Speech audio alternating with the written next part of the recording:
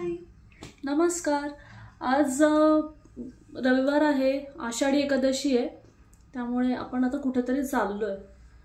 तर चला म्हटलं तुम्हालाही घेऊन जाते तिकडे।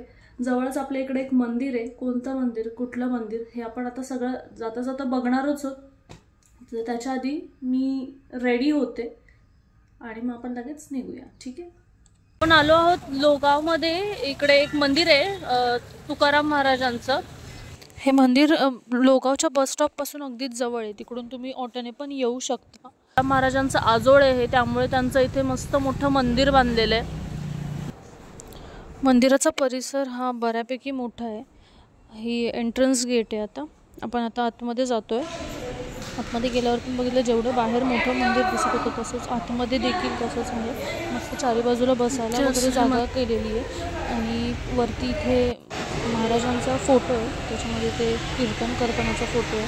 हे आतमधली मूर्ती महाराजांची, बाजूला गणपतीची मूर्ती आहे, मागे विठ्ठल रखुमाईची मूर्ती आहे आणि दोन्ही साईडला ज्ञानेश्वर माऊली अशा मूर्ती आहेत या सगळ्या।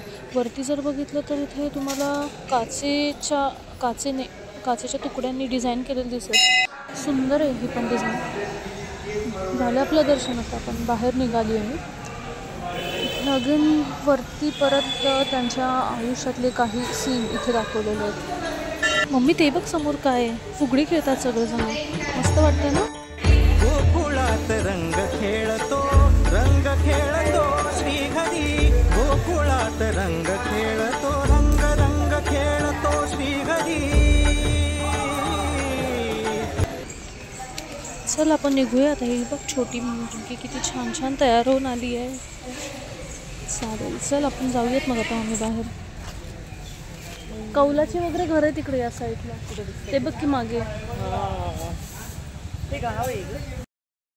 तुकाराम महाराजांचं हे पण असेल, म्हणजे आजोळ आहे मान्य आहे, पण म्हणजे त्यांच्या आजीचं घर पण असेल ना इथेच असेल आजूबाजूला, त्यांच्या आजीचं म्हणजे त्यांचं पूर्वजांचं वगैरे घर है ना।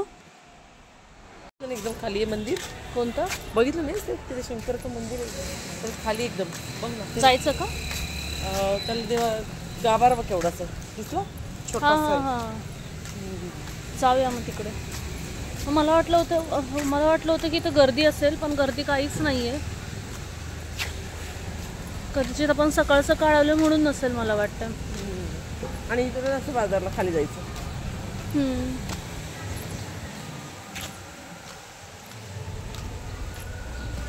चांगलं आहे तसं। हा छान आहे, मंदिर पण छान आहे आणि इथं बँक पण येतो। मंदिर पण छान आहे, मस्त मोठं मंदिर आहे। आजूबाजूला भयंकर जागा आहे, मागे पण तुम्हाला दाखवते मी। इथे बाजूलाच ना महादेवाचं मंदिर दिसलं आम्हाला, मग आलोच होतो या साईडला, म्हटलं तिकडे पण जाऊन येऊयात म्हणून आम्ही आता तिकडे जातोय। आणि म्हणतात इथलं सगळ्यात जुनं मंदिर आहे महादेवाचं आणि खाली आहे, म्हणजे आधी डेव्हलपमेंट सगळी व्हायच्या आधी कसं ग्राउंड लेवलला आहे, हे अंडरग्राऊंड असल्यासारखं दिसलं आम्हाला बाहेरून, म्हणून म्हटलं एकदा आतमध्ये जाऊन बघावं। तर तसंच आहे, खाली आहे मंदिर बऱ्यापैकी। बहुतेक पाऊस वगैरे आल्यावर ना आतमध्ये पाणी जात असणार आहे, इतकं खाली आहे। इकडे मग आम्हाला एक बाबा भेटले, त्यांनी आम्हाला माहिती सांगितली, बरीच माहिती सांगितली। म्हणजे